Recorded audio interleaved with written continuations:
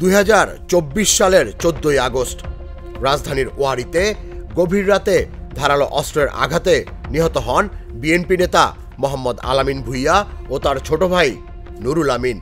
স্থানীয়রা বলেন এটি ছিল জমিজমা সংক্রান্ত বিরোধের পরিণতি, অথচ সরকারি প্রজ্ঞাপনে দেখা গেল আলামিনকে জুলাই গণ অভ্যুত্থানের শহীদ হিসেবে ঘোষণা করা হয়েছে। প্রশ্ন উঠল, আসলে কি ঘটেছিল সেদিন রাতে?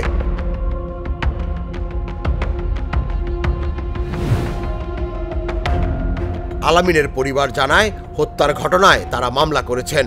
আসামিরা আদালতে স্বীকারোক্তি দিয়েছে, কিন্তু কিভাবে তিনি শহীদদের তালিকায় থাকলেন এই প্রশ্নে নীরব সবাই। পুলিশের ভাষ্য স্পষ্ট, এটি ছিল খুন, আন্দোলন সংশ্লিষ্ট মৃত্যু নয়।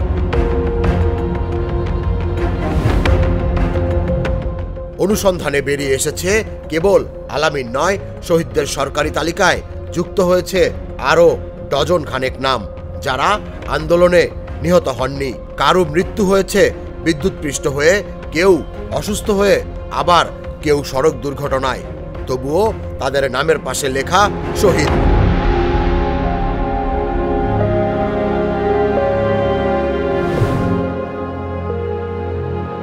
শহীদ পরিবারকে সরকার দিচ্ছে 30 লাখ টাকা মাসিক ভাতা এবং ঢাকায় ফ্ল্যাট পাওয়ার সম্ভাবনা।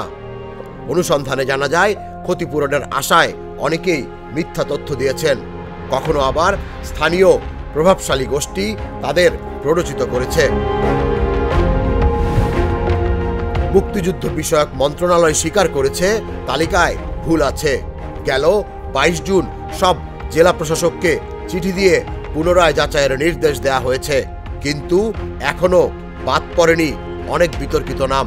ফলে প্রশ্ন রয়ে গেছে, এবারের তালিকায় কি সত্যি প্রকৃত শহীদদের সম্মান ফিরিয়ে দেবে?